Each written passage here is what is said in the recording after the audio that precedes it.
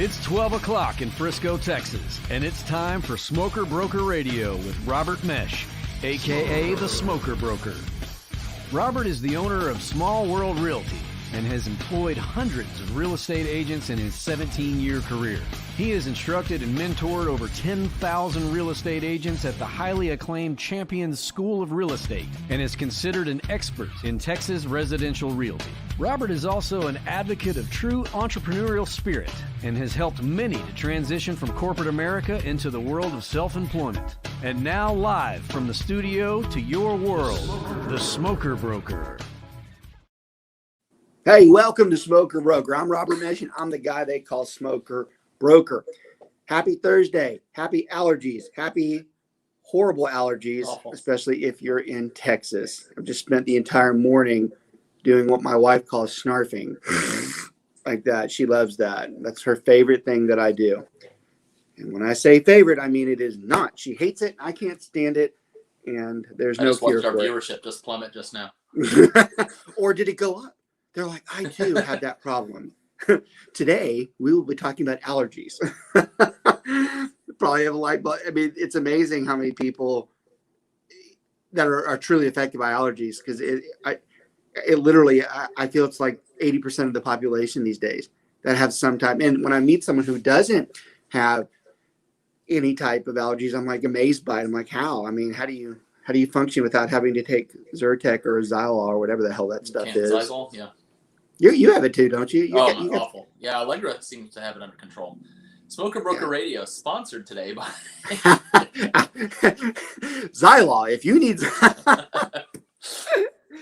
if you have allergy issues, it's such a unique. Can't help it. The summer, it's so bipolar here. You know, we go from 85 degrees to the weather forecast yesterday. I pulled it up. I guess it was a couple of days ago. It had the high for the day is 83 degrees and the low is 36. I'm like, that's like really no. It's really hard to dress for that. Yeah. You just don't leave your house. It was like, okay, whatever. Right. Of course, storms start rolling into now. You don't know if there's severe storms or whatever. And we talked about this on the show a few weeks ago, where we're into the spring and we're starting to, have sincere concerns with severe weather. We're already so backed up with repairs from the ice storm earlier this year, and the demand in housing right now is just through the roof. So no pun intended. So we really are starting to have concerns as those storms come through, how far we'll be backed up. God, what a great time to be a roofer, a landscaper. Where was it that I was talking to someone that I can't remember if it was a show last week or one of the presentations, but God, I'm starting to think about doing a side landscaping company right now, just to capitalize on the amount of landscaping that's going to have to be done. Yes. Over the next all the dead plants and everything. Yeah. Oh my God. Out too. Brent? Where was I? Was that you? Who was I talking to that we discussed that? I don't know. I wasn't around, but I mean, I ripped a bunch of plants out front and then I replaced them with mulch. Well, I mean, we've been passing some houses where the damage could be 15 to 20K, maybe more, maybe even 50K or so. We're seeing it, especially in a lot of luxury homes. God, where the hell was I? I can't remember. It was important, whoever I was talking to, because it was a pretty big deal out there. But well, I let my plants die naturally anyway, so it's a circle of life.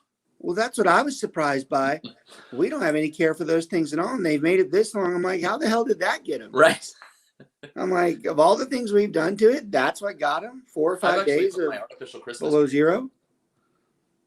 The palm trees are it's horrible because you can't palm trees, the mature ones, you don't get those, don't get replaced. You have to take another 8-10 years to grow them the way they are, and there's just so many, they're gone.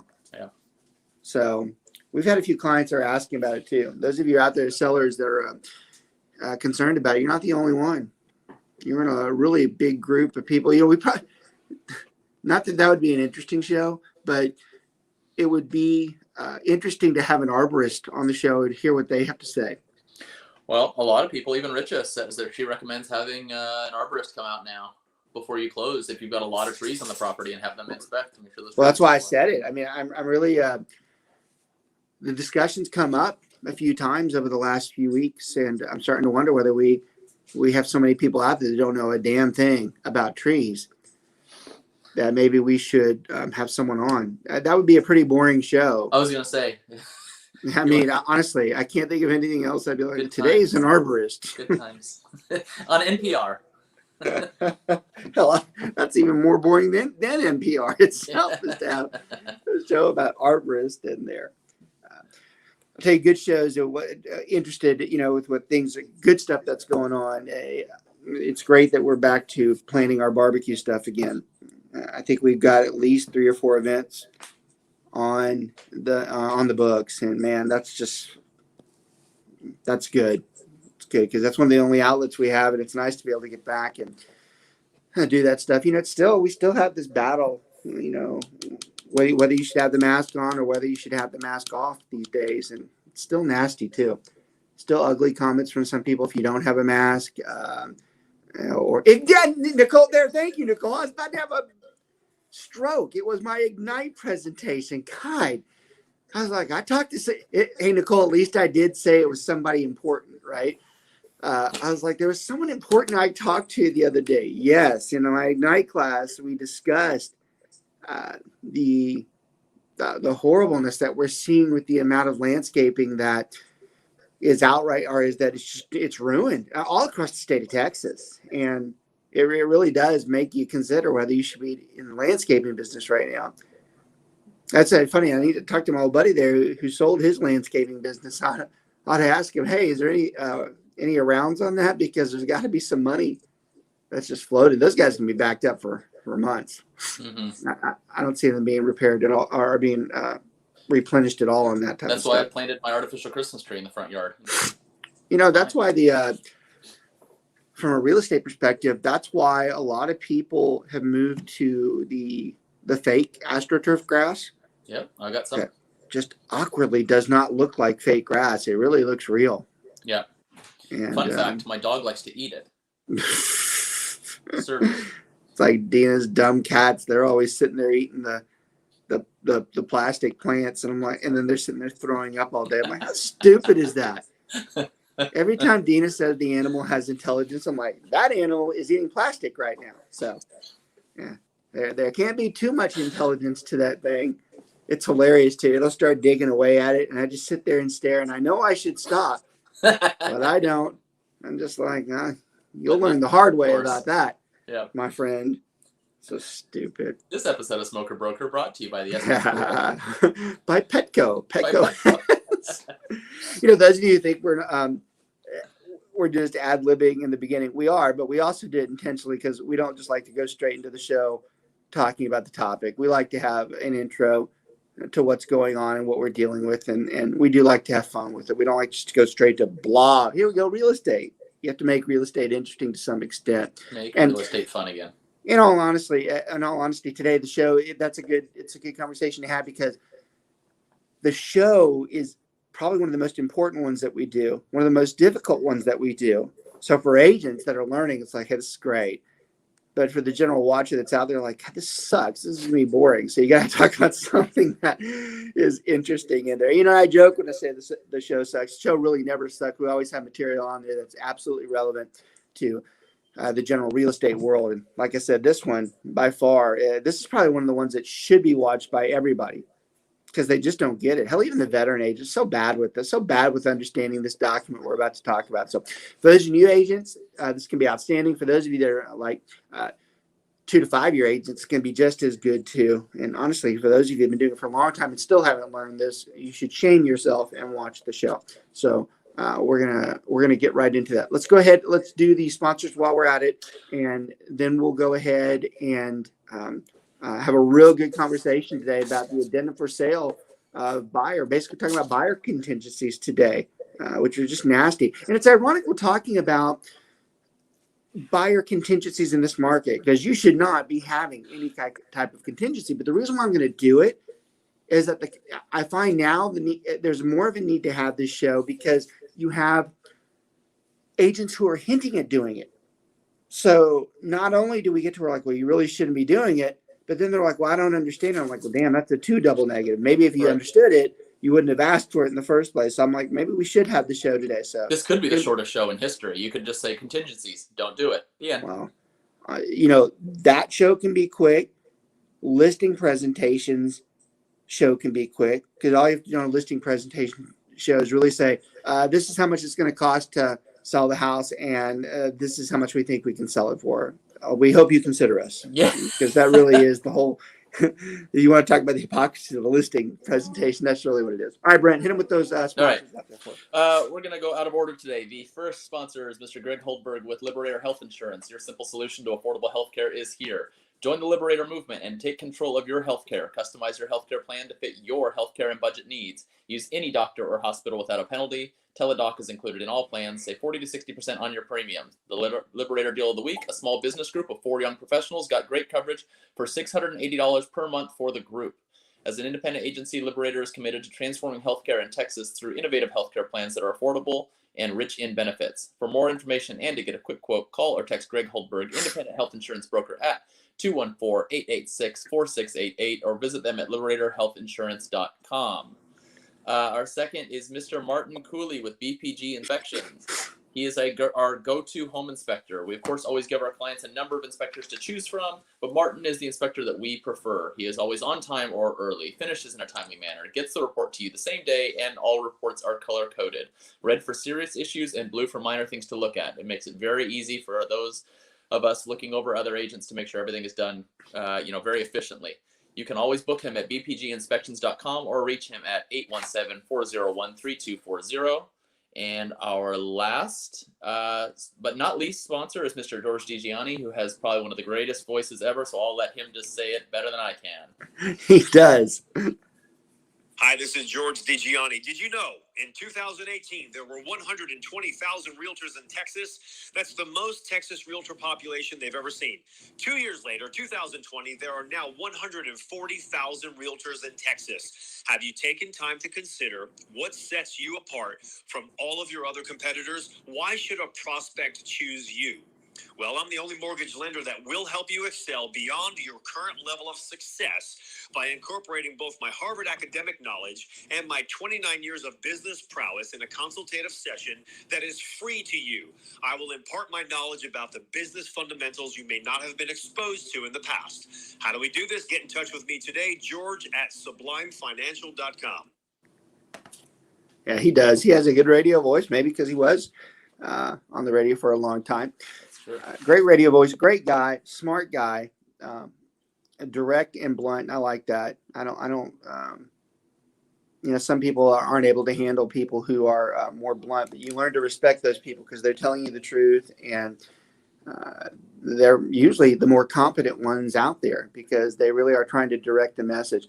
I listen to George's spiel a lot, and he constantly he'll throw his Harvard academic out there, and some people could look at that as like, hey, you sure just talk about that. I'm like, well, why wouldn't you talk about that if you had that background? I assure you, there's so few people in the world that have that. I mean, I guarantee you if I did, it would be every 5 seconds that I had. I like to throw in my 2 years of online college. I used to see, throw that Brent is too online. So online.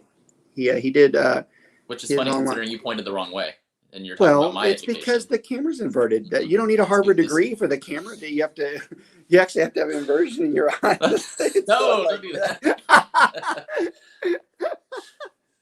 Hey, look. So I want to make a comment about that too. Those of you, we're big in podcasts. We love podcasts. We really religiously do ours. I mean, we just passed 125 shows. We've done it for 3 years now. We enjoy the podcast, but it's really something that. Notice that the producer and the owner that does it, look how quick he is on the stuff. He's watching our show. He pays attention. And there's a lot of people that do their own podcast, right? And that's fine. And some of them do the fancy stuff. They go through some and they pay someone to do the ritzy cuts. They don't do it live, which I don't. I think you should do your podcast live. That's just me. I mean, I think the podcast should be live. You can don't get me wrong. I mean, you can do recorded podcasts too. Those are great. But I like the live one because it eventually becomes podcast. But notice how on the live, everything he's paying attention. He switches to it. He throws the questions up. if you're interested and you do podcasts, you really should consider this type of setup here, because I believe that this one is more effective than most out there. Just Plus like the cat intro. What's that? Just like the cat intro. I mean, he was very fast at creating that for me.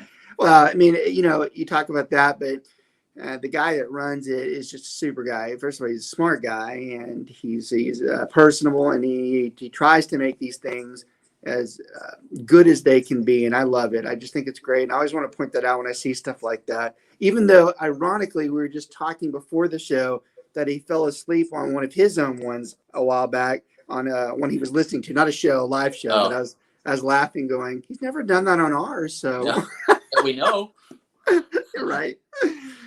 So, anyways, the podcast has been great for us. We love it. Okay, let's get into talking about buyer contingencies, which Brent's right. The show could be quicker. We just says don't do them. Thank y'all for watching. Thank you for our sponsors. But it's more to it than that. And we typically teach just not for the market in current market, but we teach for historic. We want the agents to be completely intelligent and competent in everything they do.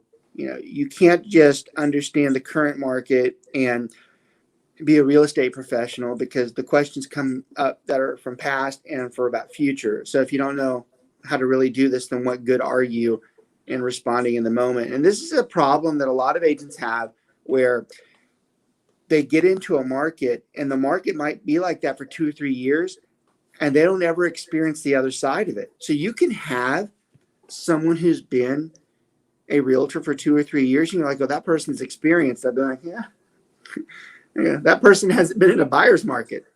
All they've seen is seller's market. They don't even know.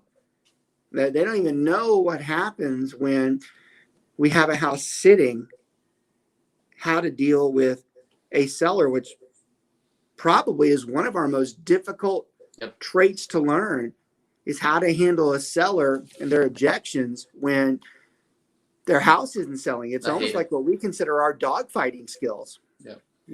And we have agents that have been with us 3 years now that haven't even done that. That's, you want to talk about true real estate mastery, is when you start getting into how to combat with a seller when their house isn't selling. We got hundreds of thousands of agents in this country that haven't done that yet. So when we teach the good stuff. We teach the stuff that you're supposed to know regardless. And that's why we're doing this one today. Ironically, it does affect the market that we're in a different way. And the reason why you don't want to do this, and those of you keep asking, this is why you don't want to do this. And this show's good too. We talk about shows that are good for the agents and for the general public in general. This is going to be a good show today for those of you who are struggling with a buyer who does not understand what the market's doing, and they want to ask you to do a contingency, and we're having to tell buyers that want to do general financing that might not be a good idea. More or less a contingency. But this show should help you. If you have one of those, you're like, hey, look, I know I've had trouble explaining this. Maybe y'all should listen to this guy, and you can understand why we're telling you that this isn't going to work. Okay. So that's why the show has relevance today. It's not because we want to use it. God forbid. We certainly don't want to use it, but you need to understand it, and it's not easy. I'll also say, as we get into the document, that the Texas Real Estate Commission, it's my opinion, but it's embarrassing the way the document's drafted. It's a terrible document. I don't know how we've gone 20 years with it. It's worded so poorly. If you read it in defense of the regular real estate agent, if you read it, it doesn't mean what it says. Yet the Real Estate Commission has been told for years it's an awful document, and they've just done such great work to fix it because it still exists in its same original verbiage as it has. So, and you'll understand what we'll mean here in a minute, but it's an ugly document. It's an ugly document that causes problems. I just changed my name so Trek doesn't find me. Hey, there's nothing. We are on air. There's nothing I don't say that I don't have any problem with defending to. Even with Trek. Notice how I said it's an opinion. And If Trek is as competent as they believe they are, they should be happy that someone like me points it out. They should be happy that someone says, hey, look, a document should be changed, because maybe they should listen to the people that use it all the time. And it would be better off, especially people who specialize in the material. They should listen, because it's a poor document at best. While we're talking about it, so is the IABS. It's a poor document because of the concept of what it's designed to do. But we'll talk about that another day too. Actually, I want to write that down. We've been talking about agency so much. We always do the agency show, but we don't just focus on the IABS. I want to write that down. Maybe that's the next show that we do. We just do you want to on the IABS. We'll plan it with the conversation with the arborist so we can have the most boring show. IABS arborist. Woo, that'd be a sleeper. Yeah. All right, Brent, tell them about the the contingencies. Tell them about what type of contingencies are there. What is it that we're looking at? So a buyer contingency is when a buyer needs the proceeds from the sale of their current house in order to pay for the new house. And that's very, very common, because unless you're buying your first home, or you have a very good income where you can qualify for both mortgages and you have enough reserves, you're going to need the proceeds from the sale of your current house to buy the new one. And, last year, 2 years ago, 3 years ago, it's very common. The main thing you'd look for as a listing agent when you're accepting it is, you have different phases of the contract, right? And you want to make sure that the buyer's existing house is already under contract. That's what we used to look for, that it would at least be under contract, because we were always taught never accept an offer that's contingent when the person doesn't have their house under contract, or God forbid, even on the market yet. That's a very difficult thing. So, we can start there. And then as it's changing into today, first of all, you don't want a contingency, but if you absolutely have to, you want to see that thing is already out of the option period, probably past, finance approval, and it's about to close any day now.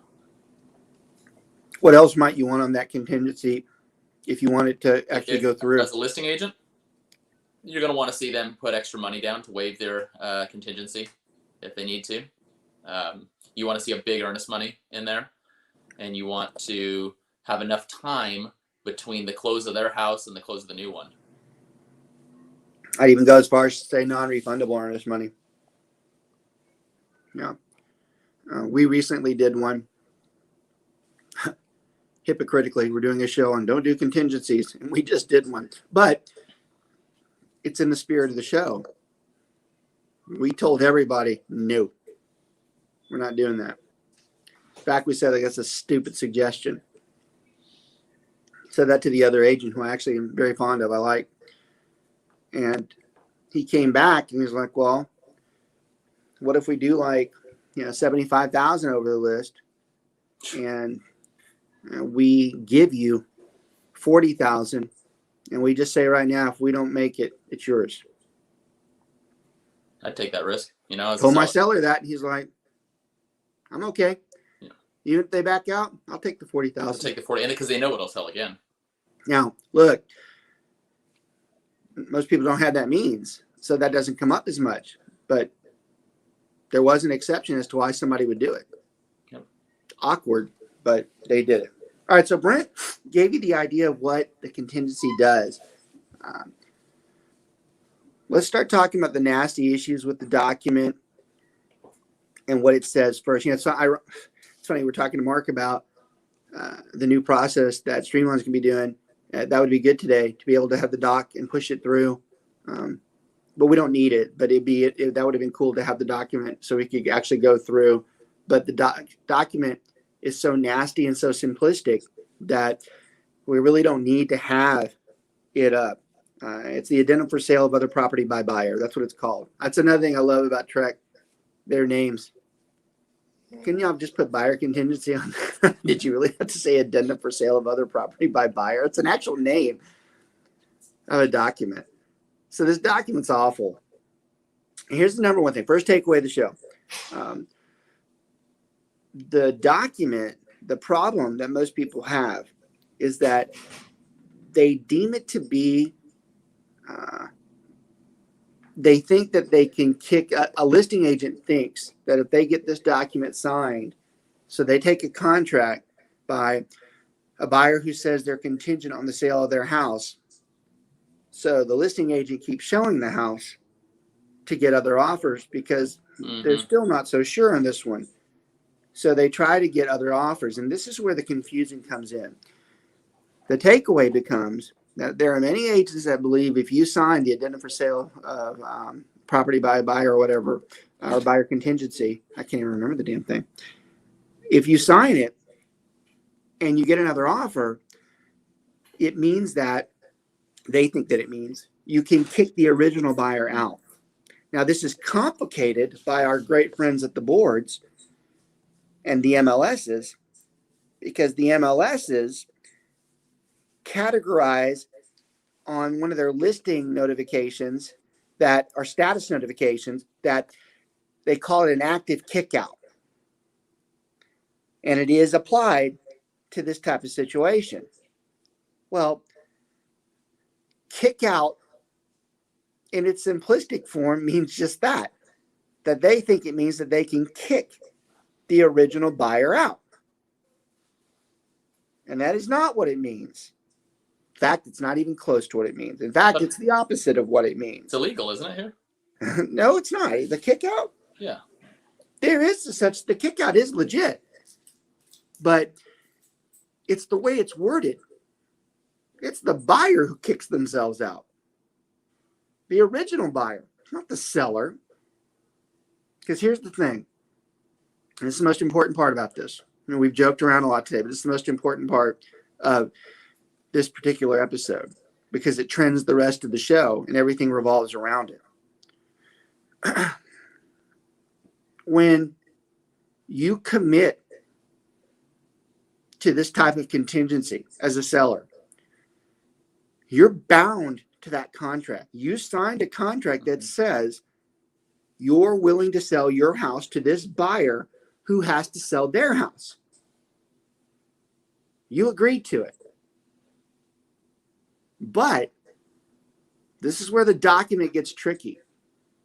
In the second part of that document, I think number 2, it says, if another offer is taken, current buyer has X amount of days and X amount of days to waive their contingency and X amount of dollars if they do waive their contingency. Now, that one nonchalant comment is about a 3-hour explanation. And we don't have 3 hours, so we're gonna get down to what it really means. And this is the one that most of the new agents don't understand. Most of the existing agents do. It's the second part of the execution that they don't understand, right?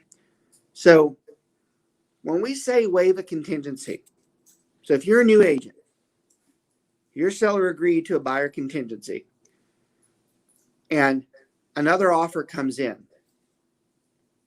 and you read that document to where it said you can tell the original buyer that they have to go away if we get a new offer. That's not true the way you said it. Mm-hmm.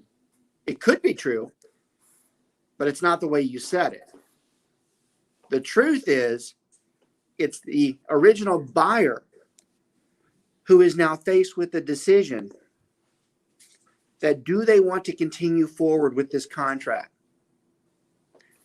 If they do want to continue forward with this contract, it's their choice, not the seller's, not the new buyer. It's their choice. See, that's the problem. The new buyer coming in, this is where the document sucks. It doesn't specify that the new offer is a freaking backup offer. Mm-hmm. It's a backup offer. It's not a hierarchy offer. It's not one that goes in front. It's not one that takes over. And it's not one that kicks the other one out. Nope. It's a backup offer. You want to get into legalities? A basic foundation law Pay attention. You signed a contract. The contract said you're going to sell to those people. Where the hell did you see where it said, I can just go ahead and take this other offer and this binding contract doesn't mean a damn thing to me? It didn't say that in there. What it said is you're bound, but it did say, and actually it doesn't say it like this, but this is what it means. Actually, this is the way the document should be written. What it means is, as the seller, when you get that backup offer, you can put a ton of pressure on the old buyer. Because what it does say in number 2 is that you can go to back to that original buyer and say, hey, I've got a backup offer, and big surprise, they don't have a house to sell. And a bigger surprise, they're willing to pay more than you pay. But I'm bound to this offer. So I'm going to give you a choice. You've got a contingency with me right now that says you have to sell your house to buy this one. I want you to waive it. And if you do waive it, I want you to deposit, and this is what that little line in there says, with deposit additional earnest money.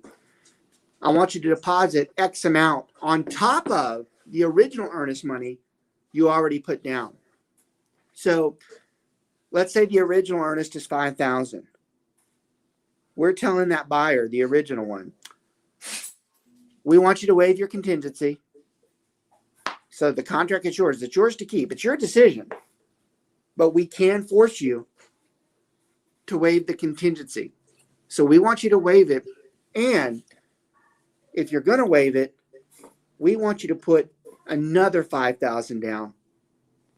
And what we're telling you is that if you don't close in another 30 days like we had said we were going to, and you use the excuse it's because your house didn't sell, you're going to lose not only your original earnest money, but the additional as well.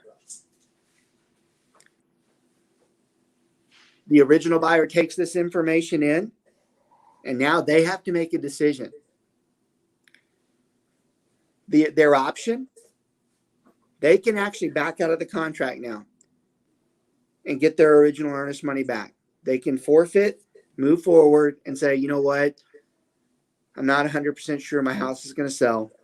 Now that you have a backup offer, I don't want to risk depositing additional earnest money and putting my first earnest money at risk. So I'm going to terminate and I want my earnest money back. That is the option. And if they do that, contract terminates, seller gives the earnest money back, and the new backup offer is now into first position and it takes over. This is what we call a kick out. This is where the seller has technically kicked the original buyer out.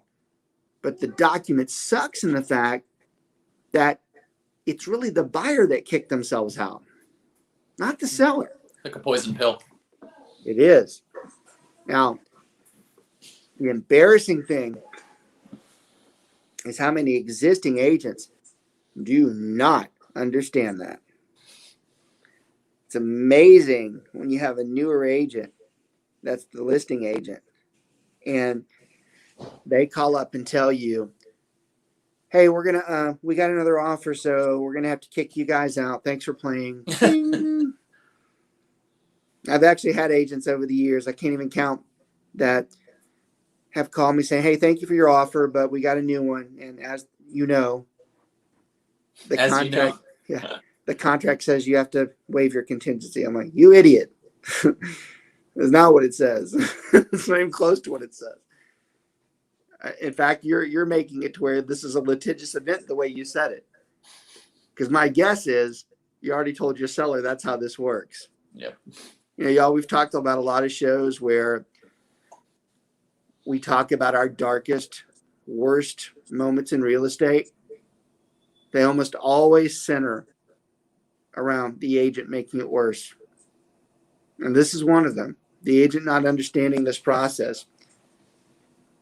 Here's another takeaway from the show. one of the bigger problems with this document is just that the listing agent is not experienced. They told the seller that when we took this offer, that if another one comes in, we can get rid of these people and go with them. Idiot. It's not what we said. It's not what we were told. It's not even what it means. Now you got a seller saying, get rid of that person. Especially if the second offer is way better too. What? Especially if that second offer is way better. So that presents a problem too. You get to where the fuel on this fire, this goes for backup offers too, by the way. The fuel is that the other offer is always better. Everybody's always surprised by that. I'm like, well, that's a dumb comment. Why would you be surprised that the second offer is better? What do you think? The current seller is going to be like, yeah, this one's worse. I'll just go with this one. Right. They're not going to do that. It's got to be better, and sometimes it's significantly better. I would assume in that, then you've got the sellers. They're gonna, if they want out, they're gonna refuse to do any repairs, for during that option period, just to try to get the buyer to walk. So now you're getting into more advanced real estate negotiation. That's why the show is a good one, because it does point out. I do believe this topic is where you really separate yourself from, are you a new agent versus are you an experienced one? Now that's why my crew, they get the resource of people like me and Brent to where we do this for them. We make sure we get in there so that they don't have to learn this right away. That they just call us and we flat out tell them, hey, this is exactly what you need to do with it. There are millions of agents out there that don't have those resources and try to learn on their own to do this. And this is where you start getting in trouble. In its most simplistic state, the document is difficult to understand. Now you got Brent talking about other pressures. Notice how he threw in, though, he didn't talk about earnest money. He talked about inspection. And what the hell does that have to do with this? Well, if you're smart like Brent is and your wheels are turning fast enough today, and we get a backup offer in the option period of the first one, and the original buyer starts getting snippy with us about inspection, and they have a long repair request, sure gives us a lot of power as the listing agent to go, I want to make sure I understand something. You're asking for all these repairs when I just told you that we've got a backup offer? How about I just say that I'm not going to do any of them? And that way you guys can utilize your option to back out if you want. Or you can just get rid of these repair requests. Because either way, my client's going to end up doing better. They're either going to get an offer that's much better, or they're not going to have to put up with this $5,000 request that you put in. Negotiations are a 5-year discussion. It means you can have them for 5 years and never be an expert in them. I would argue even at 20 years, you're still not an expert in them because they're always so new. But it's the way you utilize understanding the rules on how you negotiate that make you stronger. And when you start getting into issues like this becomes advanced real estate. This is where you start realizing that the power of somebody coming in could actually benefit the seller. It's not something we pride ourselves on when we make it difficult for somebody. In fact, I will tell you the truest. Everybody who watches the show knows I'm huge on ethics and legalities. And I'm one of those people that I'd rather do the right thing all the time, no matter what the circumstance is, versus anything else. But unfortunately, there's a catch-22 here is that I'm bound to represent my client. And this is probably one of the few times that I feel like I'm not doing the right thing, but I am doing what I'm supposed to do. And, unfortunately, this is the tough part about when you're a nice guy, but you also understand the legal side and you know how to be direct. This is tougher because it makes you turn in the side that's not so nice to where you're actually putting somebody in harm's way. You're actually directly telling someone, I'm about to stick it to you. And I hate to do that, but I represent the seller, and that's my job. That's the hardest thing for me in real estate. Yep. The hardest thing for me to accept is if I have to utilize the negotiation skills that I know that put somebody else down. Because in life in general, I don't like that. I don't like doing anything that puts somebody down or makes them feel bad about themselves. I prefer that everything I do makes everybody else happy around me. But in this particular case, I actually have to be the most ruthless I can be. Because I'm point blank telling someone, I really am about to put your back on the wall, and there ain't much you can do about it. And that's not fun. But I also owe it to be a good real estate agent and do the job that I'm supposed to be doing, that I was hired to do. And I have to train my agents to be the same. And that's why this episode's difficult, because we're actually teaching you things that we're not necessarily fond of. But we're basically telling that seller that, or the buyer, you're in harm's way. Now, look, if you're listening to all this, there's another part of it. And it's the question that we had opening the show.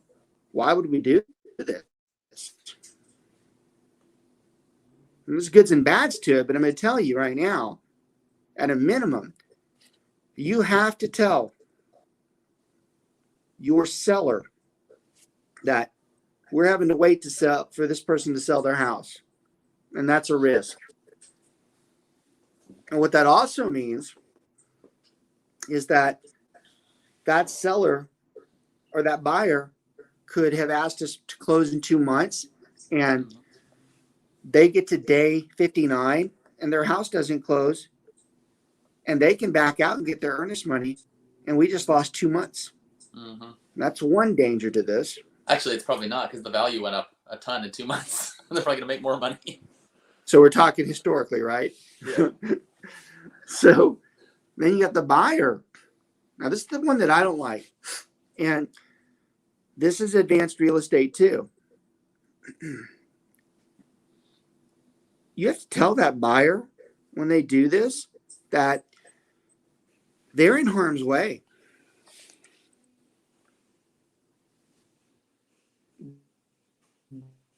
Trying to sell their house so they can move into this one. And now that they have a contract in place, they start making the assumption that that house is theirs. Well, you've been listening the last 20 minutes. It's not. All it takes is for us to come in and say, there's a backup. We want you to waive your contingency. There's no slam dunk here. In fact, you could have gone through all this stuff only to find out that you are being forced to back out. Yep. I don't think I feel comfortable at all telling a buyer that that's not a guarantee. What pressure does that put on the buyer's agent? You want to get into real? No. What's that? What pressure does that put on the buyer's agent if your buyer says, "Yeah, we'll waive the contingency. We'll put an extra $5,000 or $10,000 down," you know, and then they look at you and say, no. "Let's hope you can get my house sold this time." You mean the buyer agent's listing agent? Yeah, the buyer's agent is also the listing agent for their house, so they're thinking, "Oh my God." You know, they ask my right. close. Yeah. All right, so that's good. So that trends us into probably our close to our ending conversation, but it's long enough that we'll go ahead and start it. Now we'll get into the negative side of what we call the domino effect. All right, before we go through that, I want to summarize a couple of things because I have jumped around a little bit, but this document requires that. On the addendum for sale, on the sell side, if you're going to sign that document, it's just what I just said. You're basically going to have to tell your seller that you're bound to those people for probably 60 days, provided there's no waive of contingency. And they can get to where they're on day 59 and back out and get their earnest money, and you just wasted 2 months. All right, that's a danger, right? As the buyer and the buyer agent, you have to warn the buyer, just because we're under contract doesn't mean it's going to go through. If they get a backup offer, they can make us waive this one, and you're either going to have to put a ton of earnest money down, and potentially lose it, or you're going to have to back out. So you need to know those two things before you sign those documents. The second level that we discuss is when you complete them as the listing agent. That second blank, it should suggest to you that better not be a low number. Yep. Or better off, my favorite is when it's blank. Yep. You know what you know about an agent that's a buyer agent? If they submit that document and it's blank, what does that mean that agent probably is? Either new or they're just trying to sneak it by. New. Yeah. New, or they're trying to sneak it. I like that. New, or they're super intelligent. Meaning they intentionally left it blank to see if the seller would catch it, the listing agent. Because if that thing stays blank, that basically says if another offer comes in, there really is no incentive for the buyer. They don't care. They'll waive it. They'll be no problem. Now, their first earnest money is still at risk. Yeah. But not their second. So they'll just waive it. They'll just be like, I don't care. I'll waive it. What's the big deal? All right. So you got to be careful the way those are documented, the way you write them. And it does depend. What side are you on? Am I on the listing side or am I on the buy side? How do I want that thing completed? If you're on the list side, you damn well want there to be a high number. If you're on the buy side, you want that to be a low number. It's funny, no classes teach you that. None of your broker classes teach you that. That's why the show is valuable for agents, because we're taking the pieces that we know you don't know. If you sometimes wonder where we get our topics and our information, it's because I live it daily, and those are the pains and the asses of the questions I get. And if I get enough of those, they build up and they finally get to where, ding, we need to talk about that one. So, do we want to kind of quickly run over the ways to avoid a contingency? Like, what are you talking about? Well, like bridge loans, lease back, stuff like that. Oh, well, I mean, it depends. So, and Brent's alluding to, if we understand that, then how the hell do we get past it? And there are ways, but the problem here is that these people have committed that they want to do it. Right. And they want to go through with it. So now we're at, we don't have a choice. Right. We're having to go through this monstrosity. Now, what you said before I made the summary is where I want to complete with. The real danger of this entire thing, the most awful part of it, is what we call the domino effect. And Brent was hinting at it a minute ago. Mm-hmm. We're talking about, I'm listing agent. Brent brings me a buyer and they want to do a contingency. Well, if they want to do a contingency, that means they haven't done what?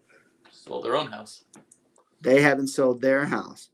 So now it's not just this buyer that we're worried about.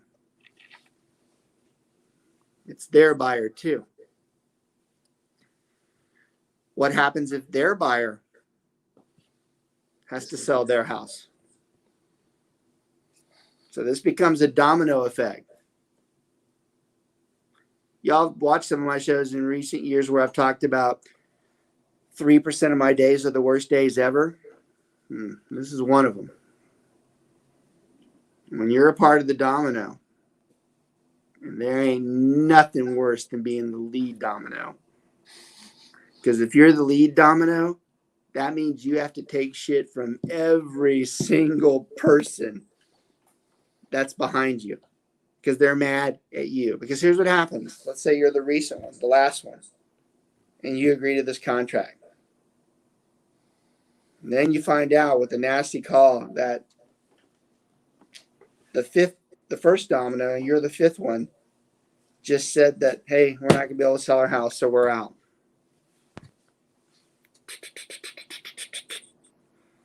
That means this person can't sell their house. That means this person can't sell that. So every one of these people call that listing agent. What the hell? Blah, blah, blah. Do your job. And now you got all these people screaming at you. And they are screaming. It still amazes me how many agents do the domino. I'll give you a more amazing thing.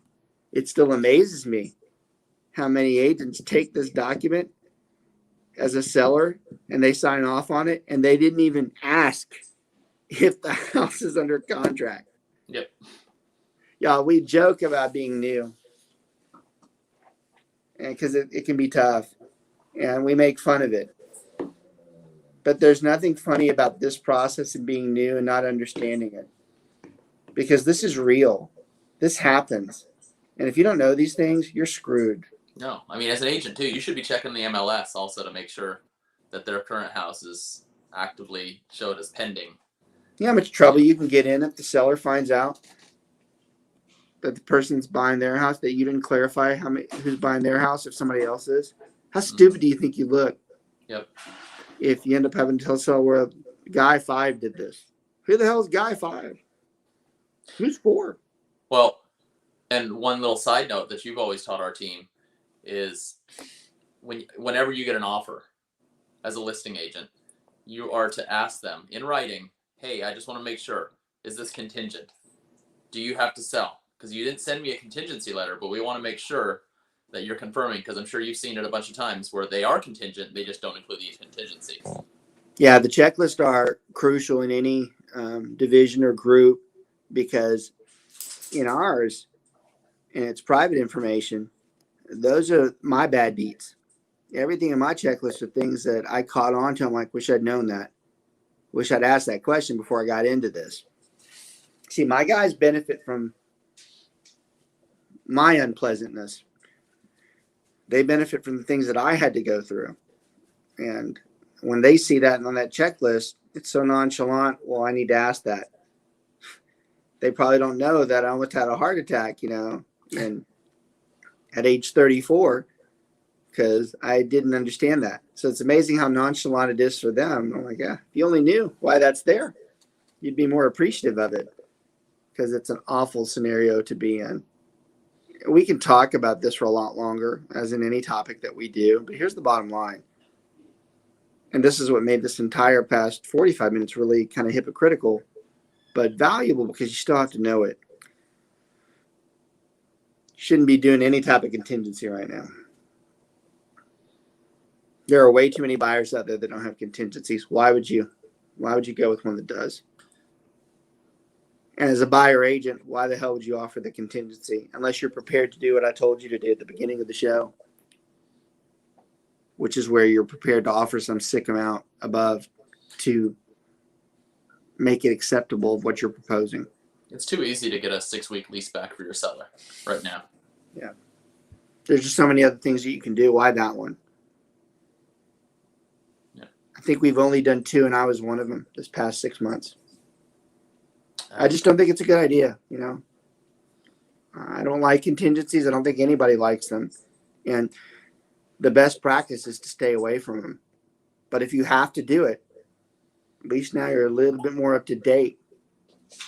If anything the show does, this particular episode, it's telling you better run your ass to somebody who knows what they're doing.